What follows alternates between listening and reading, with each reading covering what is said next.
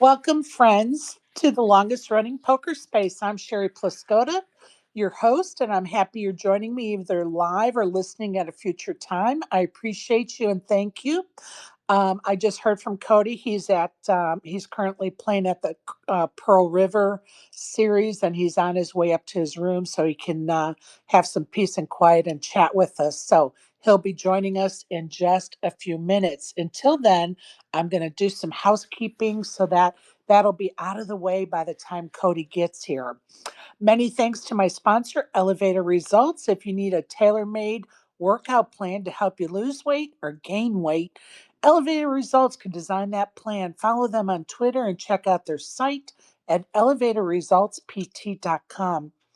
Just a reminder, you can find the recordings of my past spaces, including our daily WSOP coverage and all the interviews on my YouTube channel at Sherry Pluskota 9212.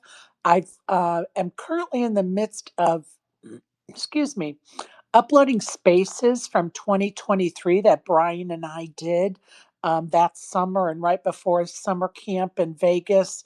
I thought it'd be kind of fun to have those on the YouTube channel and, trip down memory lane, also the history of spaces, because seems that some are trying to change the history a little bit these days. And, I'm all about the facts. So be sure to subscribe to my channel. Hopefully one day, maybe before the next century hits, I can get to 1,000 subscribers and some new stuff can happen after that point. Again, that's Sherry Pluskota 9212 on my YouTube channel. Excuse me. One more thing. I wanted to give a little shout out to the three gentlemen that won 1% of my main event staking. Exec Deck, who's a part of the Green Visor gang. He also attended our meetup game at the Bellagio. What a great guy. Jeff with 1F, and I see Michael joined us here in the audience. He also was part of that 1%. Unfortunately, I sucked. So did the cards, and I didn't get anywhere. So I ended up doing a satellite and won a second seat into the main event. Pardon me. Pardon me. And yeah, didn't gain any traction. And unfortunately, went out with my favorite all time hand. You guessed it, Pocket Jacks. But we're not going to talk about that because I'm a little salty. But, all in good fun, of course. Again, Cody's going to join us here in a minute. He is on the way up to his room at Pearl River, and he messaged me that he was, trying to get to his room so he could, there he is, join us without interruption and he could have a quiet place to chat with us. So I'm going to send Cody a invite and a little shout out to the audience. I see Bathwater for Buy-ins. Glad you're joining us. And of course, Poker and Bullshit, part of our Green Visor gang, and Jonathan and John and Barry, thanks for coming. And Todd Rizzo, I know you're in the cop car tonight. Be safe on the streets, my friend. It was nice running into you. So, hey, Cody, how are you? I'm doing all right. How are you? I'm doing well, thank you. Let me give you a proper introduction, so stand by. All right. My guest tonight hails from Tupelo, Mississippi, and considers Tunica uh, his kind of home base for casinos. Cody Stanford is a Run Good Series ambassador, and he has a total live earnings on the Hendon Mob of over $1.8 million, which I'm pretty sure that's probably changed since I looked up these stats, but we're just going to go with it right now. With his best live cash of over $181,000 for his first place finish in the $500 no limit triple stack event at the Beau Rivage in Biloxi, January 2025. 4 days after his best live cash, Cody took third in the $1,200 no limit main event at the Beau Rivage for $168,000. Not a bad work week. Cody has 14 WSOP caches and 97 circuit caches, which includes 7 circuit rings. 3 of those rings were won just a month ago in February 2025 at the circuit event in Tunica. I repeat, 3 of those damn rings were won in February. That's incredible. Here's what that looked like. Cody had two caches. Then he took down event number 9 for over $13,000 and a ring. Then his next ring, he won his next ring when he took down the $1,100 pot limit Omaha tournament for over $36,000, not taking into account his 12 bullets fired. Cody won his third ring of the month and the series when he took down event 17, a $400 no limit tournament for over $17,000. To summarize, my guest has cashed for over $417,000 in 2025 alone. And that's just at circuit events. That's not even at the Run Good events, which he's on fire. And congratulations, Cody. I didn't see you after you won the main event in Tunica, the Run Good series, for over $54,000. That was 2 weeks ago. So I'm so happy you're joining us. Welcome, Cody Stanford. Thank you. Appreciate you being here with us today. Um, I know you're at Pearl River. How you been running there? So far it's been okay. I came down last weekend for the re-entry, and it got ballpark around 1,500 entrants. Wow, Um, and got 13th. Come up a little short. I think great I run though. was. I think I was the shortest act with 27 left, and ended up being the chip leader when we did the two-table redraw. But then things didn't go well after. But and then I went home for a few days. Then I came back yesterday. Played yesterday is no good. And then playing the main this weekend. Well, good for you. And guess what? That's a great run. Did you say 13th out of about 1,500? Oh yes, ma'am. That's incredible. I'm going to tell you what, I'm in Cincinnati right now, and their numbers are not very good for their series. Like the first, they did several flights for their main event. So it started on Wednesday, and I think they only had like 45 people on Wednesday. Oh Um, wow. yeah, it's incredible. Like today, I think when I was still in it, unfortunately, that didn't go very well. I think they were only up to maybe 55 or 60, and it's a Friday. So I hope they get some numbers tomorrow. Otherwise, they're going to have a pretty good overlay. Yeah, I think I've seen some people here who are normally in Cincinnati, so this series down here may have affected it just a little bit. Well, and those folks in Gulf Coast, they do a great job of running that series. It includes free hotel rooms and buffets. So how are you going to argue that when you're on the road playing poker? Right? Yes, ma'am. Plus, I think South Florida started this weekend as well. You're right. Yeah, Absolutely. Absolutely. And who doesn't want to go down and enjoy the sun in March in Florida? exactly. I mean, honestly. All right. Tell us how you got started in poker, Cody. All right. So my dad taught me how to play poker, or started teaching me how to play poker when I was 6. Um, I've always loved cards.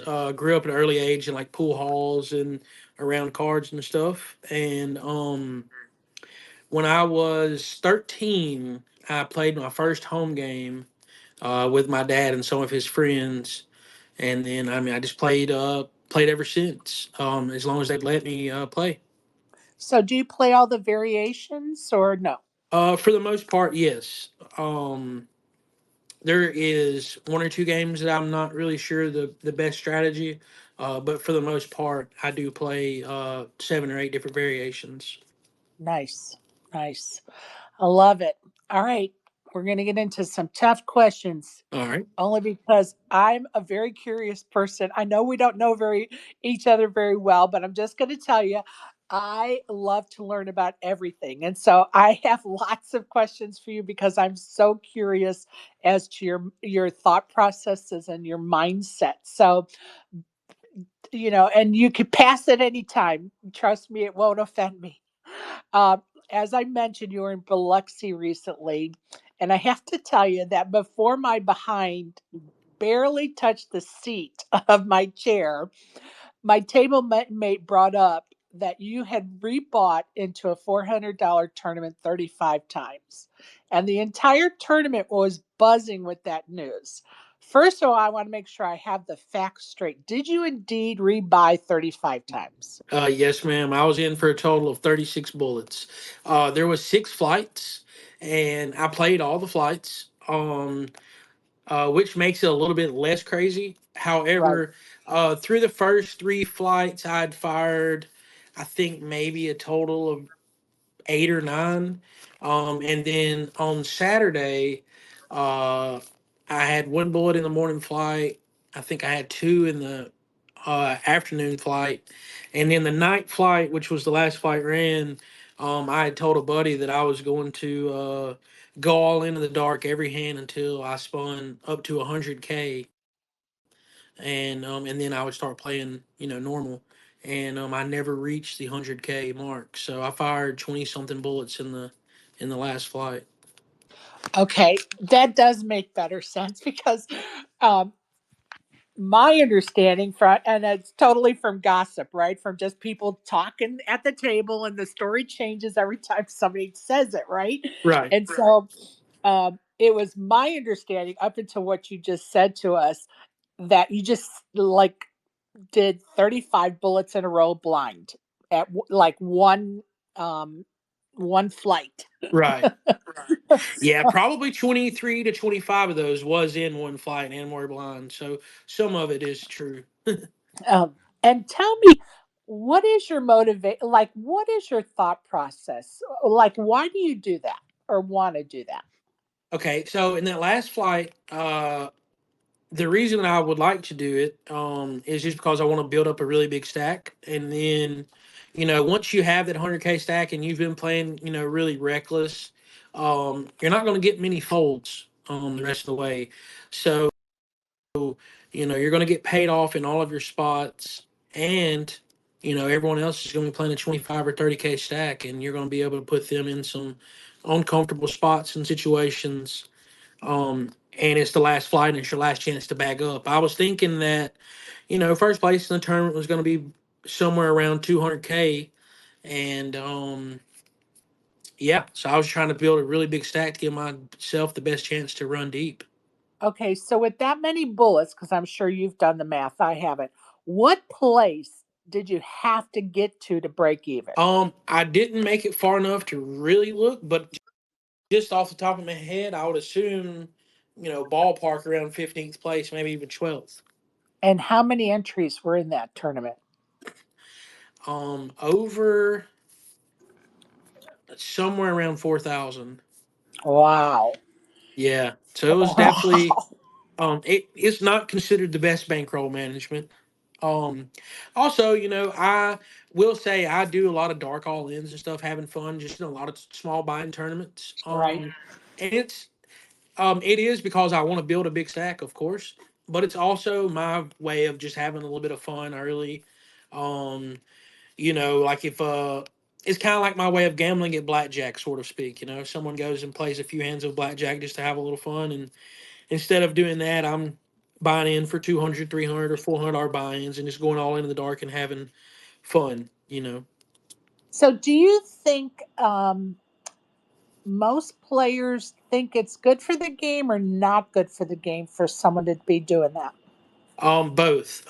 Some people find it good for the game. It adds, more money to the prize Value. pool, whether I'm winning or losing the hands. Because if I'm winning, I'm knocking out players who have to go and they have to rebuy, and then I'm having to rebuy. So it makes even the hands that I'm not involved with, it makes those hands play differently as well.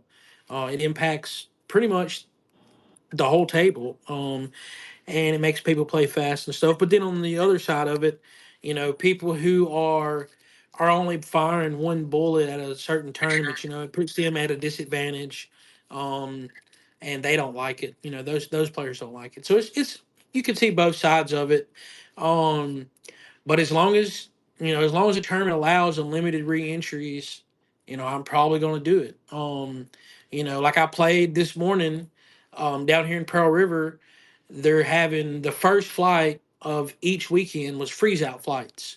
So, they're kind of given opportunity to provide a flight for the players who are not really enjoying the unlimited reentries. Well, or can't afford it, right? Because Right, my pocketbook may not be as deep as yours. So, yeah, maybe I can, fire two or three, but I can't fire 35. And is it fair? I mean, right, because you have more money than I do that you can and I can't. There's lots of questions there in my mind, especially I'm working hard with other females to get more women involved in the world of poker.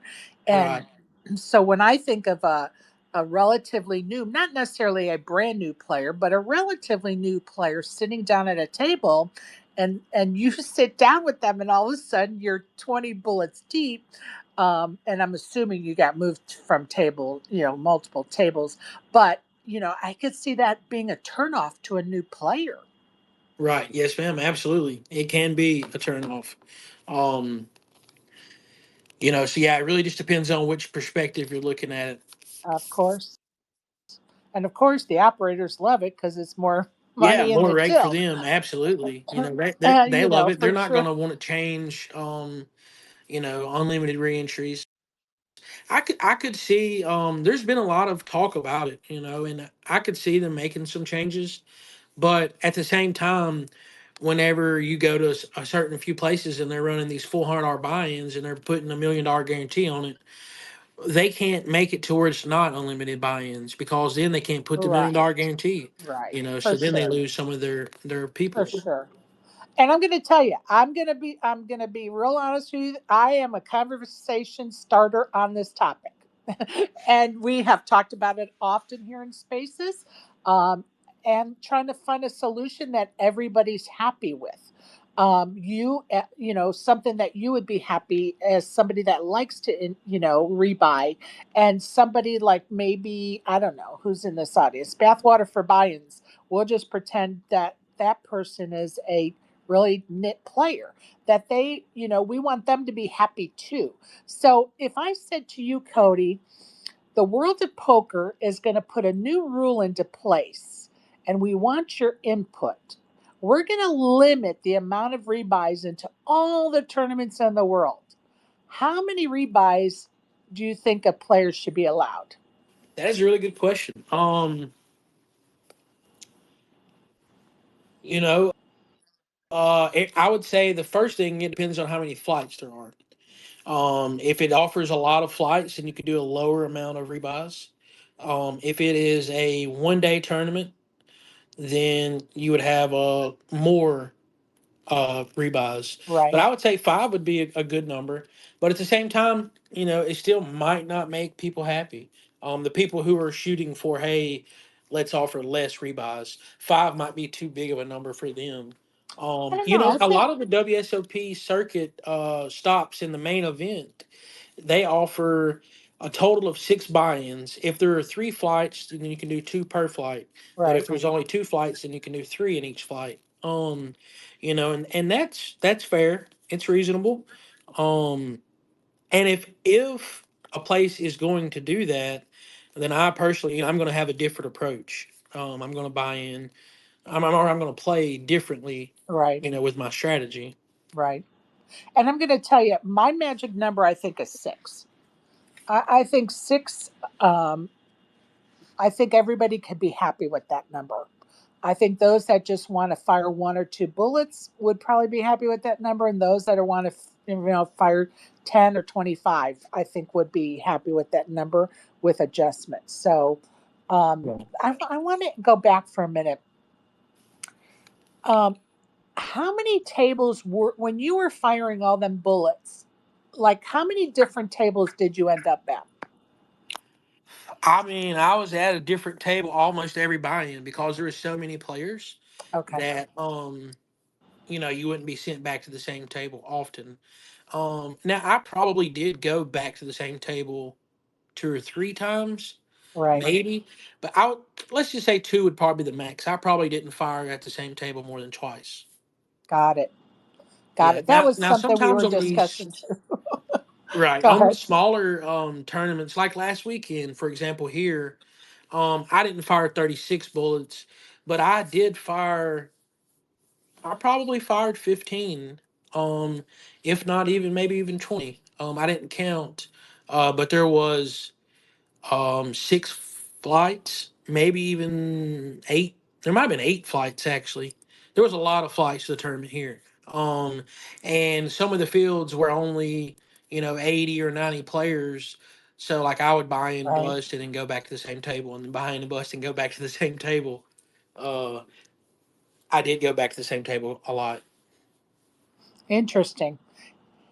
And that is interesting because um, that table is built in mounds of stacks, right? And other Right, tables are not, having that happen at their tables. So, um, just food for thought on that one too, isn't it? right, yeah. Definitely. Uh, it puts that table at a bigger advantage later in the tournament. Right, right, Unless it's a table that breaks early, and if it's a table that breaks early, then not so much because then you're going to be dispersed out into right. different tables anyways. Interesting. It gives you a little bit, like my mind is spinning. Like, okay, then would a TD try to target that table and split them up because the chip stacks are so big to even out the tables, and it just brings up a lot of issues to think about. It's very interesting. Now, I'm going to just make a little announcement to our listeners. If you want to come up and chat with Cody, ask him any questions or make any comments, please request the microphone in the bottom left corner. You guys know the drill.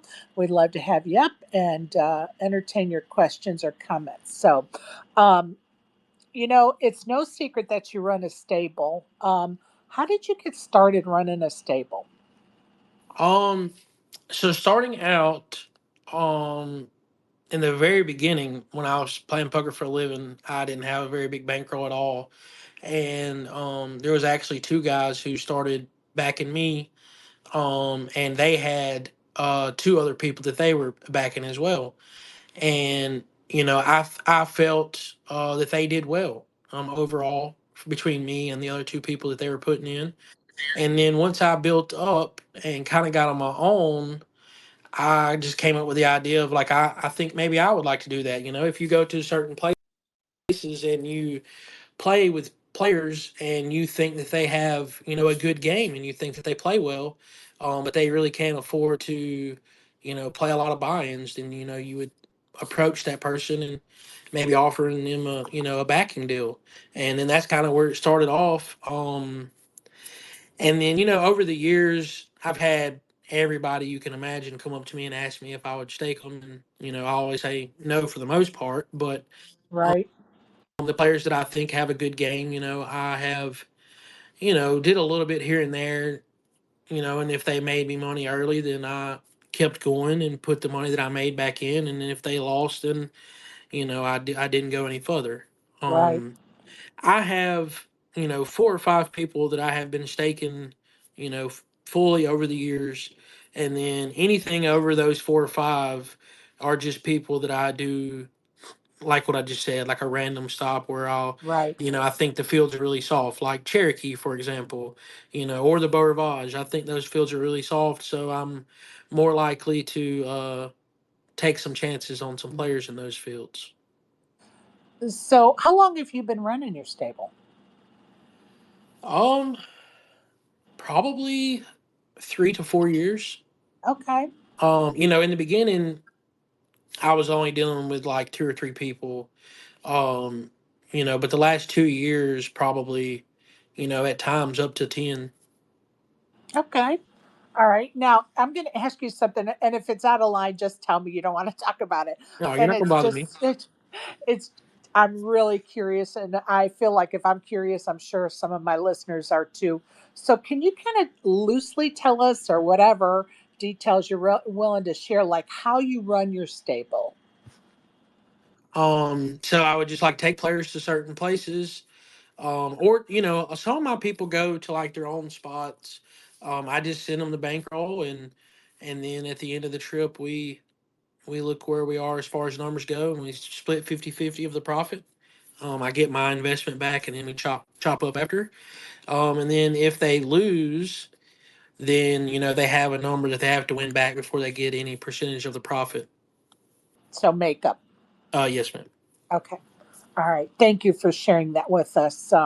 I just find it all fascinating, quite honestly. And I'm just curious. And I feel like if I am, I'm sure others are too. So I Right. appreciate you. Yeah, and I don't Um, try to keep it from anybody. Like even if I'm at a tournament and there's some of my players there, I don't hide the fact that I've bought them in, or if it comes up at the table, and I mean, it just is what it is. right.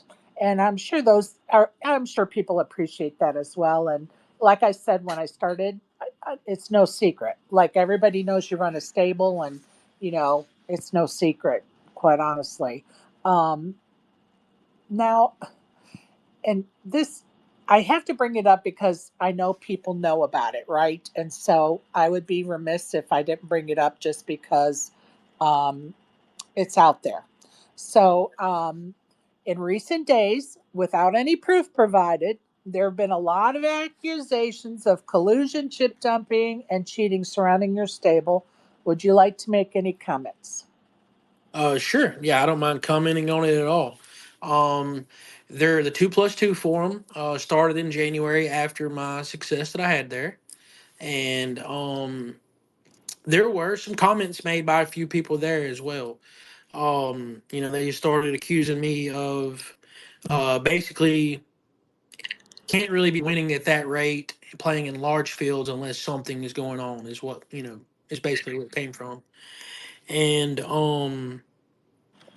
the accusations are not true. I mean, it would almost be impossible to be paying the dealers to help me win. That's what the accusations are, that the dealers are cheating for me. I've been accused of that the dealers are setting the deck up at the table while we're all there. And Oh, Zeke. that's just silly. Or dealers are breaking. Like I was at a table where a dealer had dealt my table, and then they pushed the next table, and then the next table ended up breaking. Well, when the table breaks, that dealer gets rerouted into to the breaking order of the dealers. So then they end Right, up coming back to my table fairly quickly. So then a player was making a comment about how can this dealer come deal this one table twice in an hour and a half span when there's 30 tables out here. What what some players don't realize is how the dealer's rotation works. Me personally, I went broke one summer after playing, and I dealt for a few months to build up my bankroll. So right. whenever I dealt, I learned how what they do as far as their breaking order and how they push tables and things like that. So um, I understand how the dealer's job works, which I made some comments on 2+2 about that. And then people were like, well, how do you know so much if you're not involved with them? Oh, Uh, goodness. but I've been accused of the dealers helping, the stable chip dumping. I think people in there called me a crypto scammer. Um, I had a friend who had started a crypto coin last year, who I did trust, and I thought that the coin would go well, and I did not know much about crypto and still don't. And I invested 70 or 80,000 of my own money, and I ended up losing. And I shared the coin on Facebook a few times, and then the coin ended up not doing well. Uh, and then people were throwing that into the mix of the 2+2 forum, saying that I was a crypto scammer. When like if I was a crypto scammer, I would be promoting a different coin all the time. Right. And I didn't, or I don't. I've had the ability to do that for 10 years, and I promoted one coin and it didn't work out. And it's just sometimes whenever you invest in things, things don't work out. Amen. I just don't like the fact that people get onto any social media, including 2+2, and make accusations. And where's the proof? Like, show me the proof. Amen. Yes, and there is no proof, and you will not find proof, because it doesn't exist. It's If nuts. it did exist, there would be people out there who I have backed before who would have messages on their phone where I was telling them, "Hey, let's chip dump." There would be some form of something somewhere that somebody would be able to show, and it just doesn't exist because it's not true. I bust out my horses at the table. My horses bust out me. We actually kind of have like a funny inside joke. Whenever there's been a few times where I would raise, and the horse would shove, and I just in the beginning I would say, "Well, that's unfortunate," and and whenever I say that, they know I'm calling. Um, because I say that because that's unfortunate. Mirror you one's busting out. It just is what it is. So now it's kind of grew into a funny joke and stuff. So whenever I say that, they're like, "Oh shit!" Well, here we go. Well, Hex joined us here on the panel. Go ahead, Hex. Hex, comments or questions? Hi, William. I just got a question about your horses. Yes, sir. If you got a horse in deep makeup, let's say 20k, and you want to quit him, do you eat the makeup, or does he have to? Does he still owe you going forward? I eat the makeup. Yeah. Okay. If I want to quit, I eat the makeup, and if a player wants to quit, then we work out a buyout deal. The follow up for this is a tricky one. What would you do if that horse wants to leave but doesn't want to pay, so he deliberately fucking uh, fails and doesn't try hard? Yeah. So there's not really a lot you can do unless you do a contract with them in the beginning. Um, but if a person does bad business with me, then when they try to do business with someone else, I'm going to let that person know how it went down, and How just would you know that he's deliberately dumping? Well, not dumping, but deliberately not trying hard. You'd be able to see, yeah, would you? you're talking about like the player losing on purpose. Yeah, yeah, but subtly. Um, yeah, I mean it'd be hard to catch. Um, that's why you kind of be have to be careful with who you do it with. And do it with people who you feel like you can trust, or that you think are going to be profitable. Okay, thank you. Yep. Thank you, Hex. Appreciate you, bud. All right, Cody. Excuse me. I have a little frog in my throat. I just recently got over a head cold or something, so it's still lingering. Um, did you let me make sure you were done with your comments on that 2 plus 2 and all that nonsense? Okay. So one thing that I want to add about the 2 plus 2, um, when it all was happening, I was trying to find out who the anonymous posters are. People Right. who were on there taking up for me were all leaving their name, and all the other people they're still commenting now. I think there was a comment a few days ago, but they're Oh, all brother. commenting under names that no one knows. And it could be just 3 or 4 people on different accounts commenting themselves. All You don't right. know. But I did find out who two of the people who were, I don't know if they're posting on 2 plus 2, but they're two of the people who were behind like spreading the rumors and starting everything when it first started circulating. Um, and I found this out by proof of someone had text messages with them and they sent them to me, and I confronted the people and they admitted to it. And the two of the people who I'm not going to name their names, but two Damn of the it. people two of the people who have started it both owe me money. Of course they And do. one of them owes Preston money. And one of those two people sold me and Preston percentage of their buy-in of a tournament, and then did not play the tournament, lost the money gambling, and then messaged us after and just told us that they didn't have the money and they would have to pay us back whenever they could, and they still to this day have not paid us back. So, it's kind of interesting that that's where the rumors are coming from, is from people who actually owe money. And And I would venture to guess that nobody that is listening in this space right now doubts that, and we all can agree that that is 100% uh, the case every time there's somebody anonymous. They're disgruntled employee, disgruntled friend. In this case, they owe you money. I mean, we're not surprised. yep. It is what it is, right? All right, let's move on. Unless you still had something to go on. Oh, nope, no ma'am. Okay, let's move on from that. you're on fire right now, and you're on target for Player of the Year. Is that something you even think about? The player of the year? Yeah, I do want to think about it. I plan on playing a little bit more if I can, but I try my best to balance family and poker. I have a newborn that's 4 months old, and I have a 6 year old at home. God And bless. yes, my 6 year old, I'm actually coaching her soccer team and softball team. So that's why I've not been here for this whole stop. I've been driving back and forth for practicing games and stuff. And so I have to be home as much as possible, just to help out with the kids with my wife. I mean, it's a lot of my wife Sure. to do everything on her own with 2 kids. So yeah, I try to balance that. Over the last year, I have played less than I was in the past. But I still play a decent amount, you know.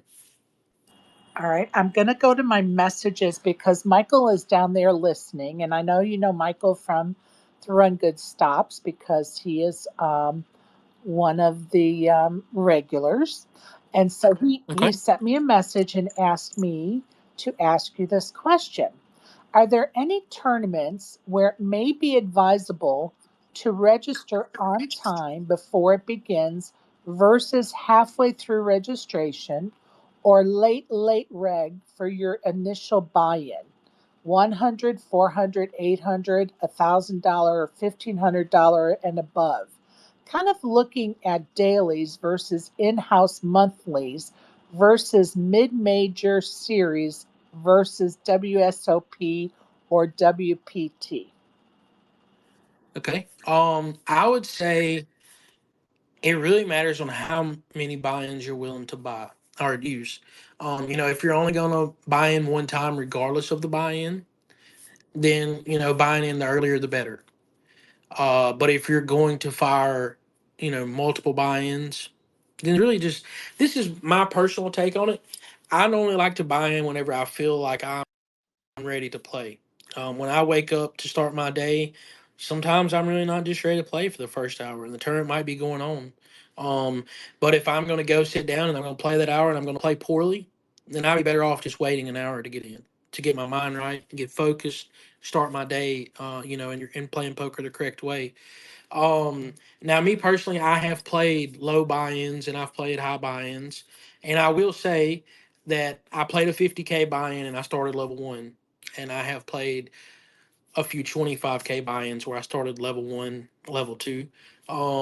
But smaller buy-ins, I don't. So I guess it's all relative. If you're a person who's going to play a $60 daily and the biggest buy-in you're going to play is a $1,700 circuit main, well, in that $50 buy-in, you're probably going to be okay buying in level four, level five, versus in the $1,700 buy-in, you're going to buy in level one or level two because this is a big buy-in for you, and you want to give yourself the best chance to win. Thank you for that reply. And Michael, thank you for texting me that question. Um, what are your plans for this summer? You're going to be at the WSOP, and if so, for how long? Yes, ma'am. I'm going to be there. I played the full summer the last 3 years. Um, I promised my wife that I was not going to stay the whole summer this time. Um, so my plan as of right now is to be out there every weekend and be home for a lot of the middle of the week days, just staying home, spending time with family, and then I really don't want to miss any of the weekend stuff though, because those are the best ones. Right. I plan on playing the 25K heads up is my favorite tournament on the schedule. Um, I have not cashed it. I've played it 3 times. I made it to the money round the first time, and in the last 2 years I busted early. So I would like to play that again, and then I am going to play like the main event and some of the bigger buy-in PLO tournaments and the PLO 8 tournaments. And Awesome. then you can't miss like the 1500 Monster Stack and the 1500 Millionaire Maker. As far as value goes, as an everyday player, those would have to be two of the best tournaments you can play in the entire year. That was the. It's funny you said that because the Millionaire Maker was the first tournament I played over $1,000 buy-in. It was 1,500, and that was like, I don't know, 8 years ago. No, maybe longer, maybe 9 years ago. And I love that tournament. Yeah, it is really good. I mean, the structure is really good. You get an hour levels, you Yes. get a lot of chips. Um, it's great. Yeah, I love that. Well, I'm going to tell you that I'm going to be doing a meetup game in Vegas, probably the latter part of June. So I'm going to send you an invite. If it fits in, we'd love to have you. Um, Yes. it's going to either be at the Bellagio or the MGM. So we'd love to have you, bud. Yeah, I would love to play. Um, do you let's talk about like the hours leading up to you entering a tournament. You already mentioned that you kind of go off your own mindset at the time. Like, am I ready to play? Am I in a good frame of mind? Is there anything else you do the hours leading up to playing to get ready to play? Um, Not really. For a lot of people though, I do see a lot of people do things that maybe I should do that I think are beneficial. Um, you know, but I personally don't do them. A lot of people start off the day going to the gym and getting a good workout in just to get the blood flowing and get your Right. mind going, and I think that alone is really big and really important. Even though I don't do it. But mindset, I mean, in my opinion, mindset it has to be the most important thing when it comes to poker. If you're not in a good mindset, you're not going to play good. So just whatever that you need to do to be in your good mindset is what I would say do. Whether you wake up to some frustrating conversation or you have business that you have to do, I would say just get all that out of the way early and then play poker. Love that. Love that. Thank you for sharing that with us. What's the best advice anybody gave you about poker? Um, the best advice about poker. My dad taught me something well early on. As a teenager, I don't know if this would be the best advice someone's given me, but it's definitely something that stuck with me forever. Um, we would go to a poker game that the players were really bad, and I would watch him not win on purpose, not win as much as he could on purpose. I guess is what I should say. He would win, but he would, instead of winning $300, he would win $50. And then, we would, after a few weeks of noticing it, we were home one day and I was just talking to him about it. I was like, hey, like, why are you not trying to win more money? And he was just telling me that, he could go play poker and win 50 or $100. This game that we're playing is like $10 buy-ins, $20 buy-ins. Right. And he just told me that if he went down there and won 300 every week, that they would eventually stop inviting him back. True And statement. and I never understood exactly what he meant until I was 16 years old and I was going to a home game where they were doing $50 buy-ins and I had won over $1,500 3 weeks in a row. And then every weekend after that, they came up with a reason of why they was not playing. And after a few weeks, I rode by one day and I called them and asked them if they were playing. And they told me no. And I was sitting in the driveway watching. I could see the poker game going on from the driveway. So Right. basically, I wasn't invited. And at that moment, I understood what he meant. And I'm And going to tell you, that's happened to me in two local games. And it's almost hurtful to your feelings because you just want to play with your friends. And yeah, may have been beating you guys, but I still just want to come to the game and have fun with you guys. right, It's almost hurtful, right? Because these are your locals. right, absolutely. Yeah, I get it. But that Okay. goes with a lot of things in life. Not just poker. Yes, There's a 100%. correct way to do things. From a business standpoint, it's just better to make $100 50 times than it is to make $500 one time. I agree. What's the worst advice anybody gave you?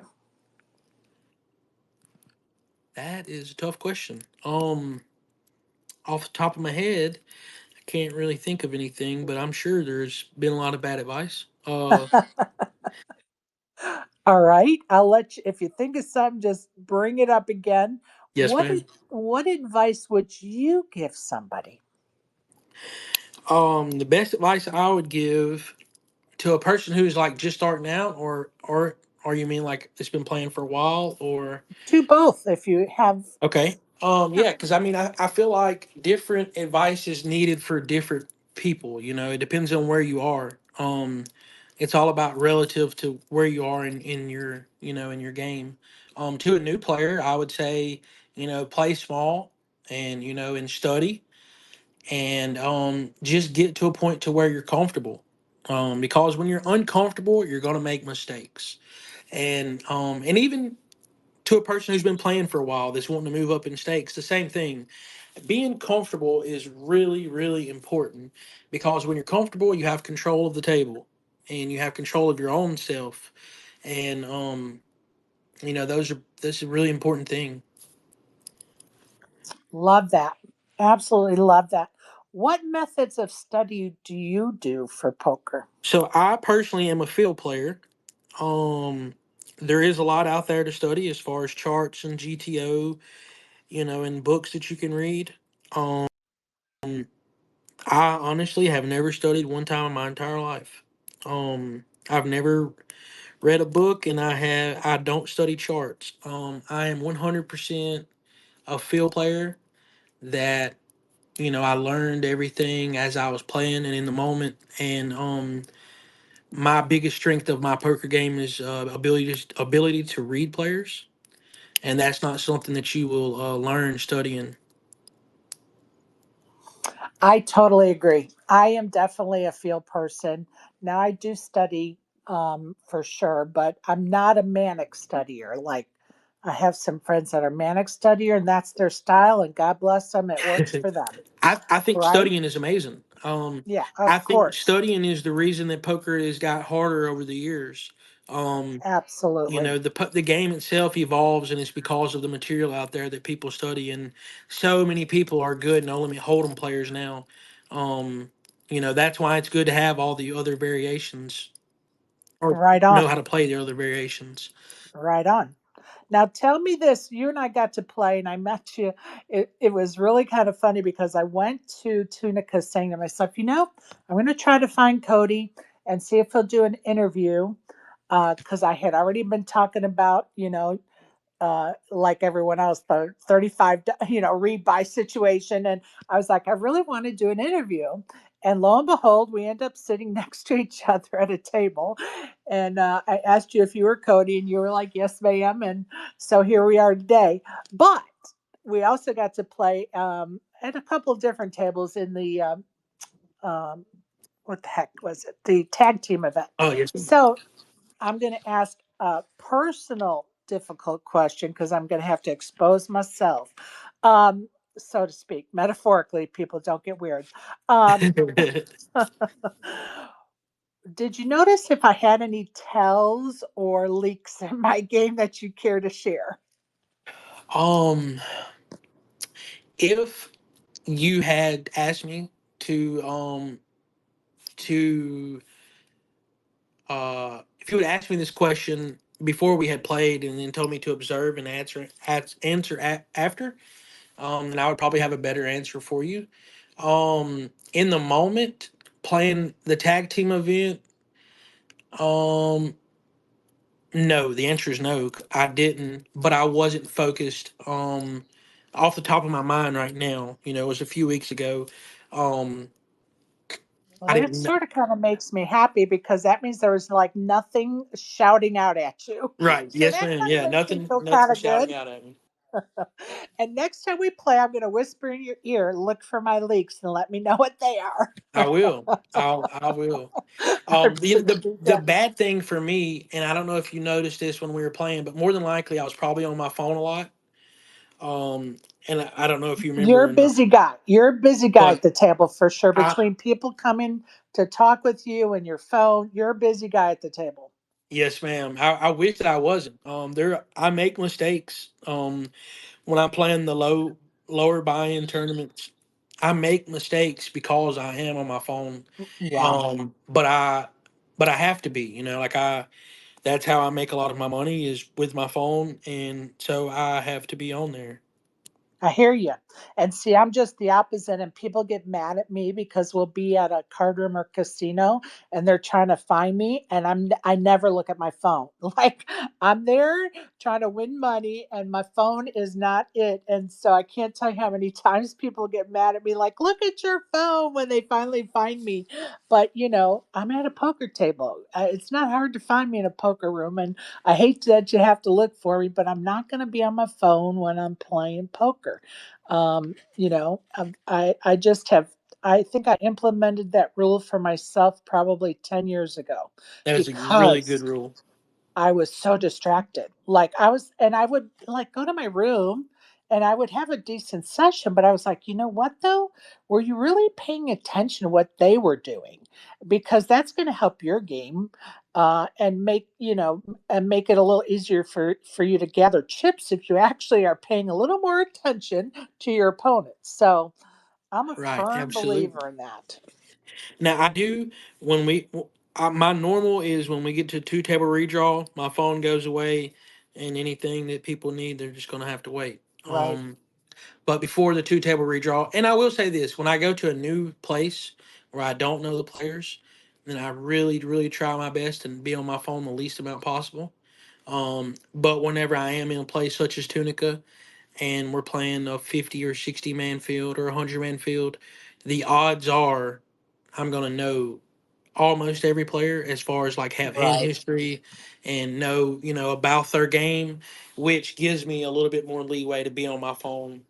Even though I do think that it's bad, like that would be some really good advice to tell people is to not be on your phone. I totally agree. I think that was a huge improvement in my own game. Just because you just get bored. You're fold and fold and fold. You just get bored. And so what do? You get your phone out, right? And you Right, just have to find other ways, to occupy your mind. And guess what? Count chips, count stacks, count the pot, you know, look for the tells, whatever, but stay off the phone. Stay off the phone. right. Do There's you one thing that I can't relate to what you just said though. At the beginning of that, you said you just fold, fold, and fold, and that's just something I don't do very often. So. this is true. I witnessed that. I definitely witnessed that. Do you play much poker online? So I do. I play not a lot on like your ACR global stuff like that, but I play Poker Bros and Club GG quite often. Awesome. Awesome. Very good. We have a jam league here. So we are just finishing up 4 weeks of our league, and tomorrow is actually our tournament of champions. So I don't play very often online. As a matter of fact, um, this is probably the most times I've ever played online is doing this space jam. And it's been fun and people love it. And it's a $33 buy in. And, after 4 weeks, we're playing for a Venom ticket, which is like a $2,600 ticket on ACR, a $615 ticket, and a $215 ticket. So for $33 buy-in, that's pretty damn good rate of return, huh? Yeah, absolutely. Yeah, for sure. So shout out to Hex and Fats for organizing that for us. So, all right, I'd like to do so. Oh, reminder: if anybody wants to come up and ask questions or make comments, please request the microphone in the bottom left corner. Uh, Cody, I like to do something called rapid fire. I'm going to give you two options. Please choose one, or you can pass. Okay? Okay. Gummy bears or Sour Patch Kids? Sour Patch Kids. Mountains or beach? Beach. Cook or do the dishes? Cook. Hot dog or burger? Burger. Texting or a phone call? Texting. Comedy or action packed movie? Comedy. Drive a car or drive a truck? Drive a truck. Barefoot or socks? Socks. All right, I lied. This one has four choices. Who is the best poker player? Preston McEwen, Daniel Lowry, Maurice Hawkins, or you? I have to say myself. If you're not confident and believe in yourself, then what are you doing? And let me tell you, those are all crushers, people. If you don't know all the names, those are all crushers. And I was really just doing it in fun because they're all his pals. So, um, and I'm glad you picked yourself, as you should. Is there anything else? Oh, you know what? Would you ever consider? This was something I thought about the other day. Would you ever consider doing a stable house in Vegas and just bring all your crew and just, I think it would be have a fun. stable I house? think it would be fun. I'm not sure that I would want to spend the summer with them on a on a day to day living with them. Right, Uh, right, they're in my hair enough as is. It would be like, would you want to spend the summer in a house somewhere with your kids or be somewhere free? right. Because I play dad to a few. But no, it wouldn't be that bad. It would be fun. We have rented a cabin before in Cherokee, where most of the stable has stayed before, and it was fun. Right. And that, a week or two I can see it, or a long, long weekend. But like you said, the whole summer, I think as the captain of the ship, I think I would let the stable all stay together and just visit often. That Yeah, would probably be come my say hey. and of Exactly. course have a live feed, right? Have some type of live feed so that we could see the ins and outs of the stable members, just like the ACR house, same thing. It's Right. just a different group. And for us that want to watch, it's about how is it different than like the ACR content house or any other one. It just is fascinating to see what happens. And prop betting. Do you do a lot of prop betting? I do a lot of prop betting. I love to gamble on things. Um, just random things. It's fun. What is the most random thing you've prop bet on? Most random thing that I've prop bet on. Um, I've done a lot of weird, just random bets. Probably.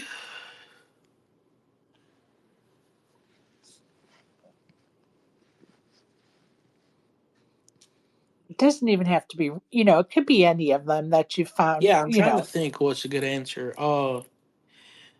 But I know one. Okay, this is a prop bet that I did one time. It was a lot of pain. We had a swimming pool in the backyard that was iced over, and I had some friends, and we prop bet who could stay in the pool the longest. Oh my God. And how many were there of you in this There was bet? three of us willing to get in. Oh my God. No one made it longer than 3 minutes, but Thank God.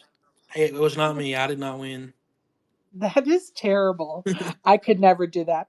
No, thank you. Yeah, but I mean, I've No. prop bet on like birds landing on a power line. Which bird's gonna fly off first. I've gambled on things like that. Oh my God, that's hilarious. Well, Cody, I know you are in Pearl River and you're there for a series, so I'm going to cut us off at this point unless you have anything you like to bring up, anything you're working on you want to promote or let us know about. No, ma'am, I'm good. Well, I appreciate you taking a time out of your series and poker series there at Pearl River to chat with us. It's been a pleasure. All right, thank you for having me. You take care and good luck. Keep us posted, okay, bud? Yes, ma'am. Thank you. Thank you. And everybody that joined us, I appreciate all of you listeners and those that'll listen in the future. I appreciate you as well. Everybody have a great weekend. Thank you, everybody. Good night.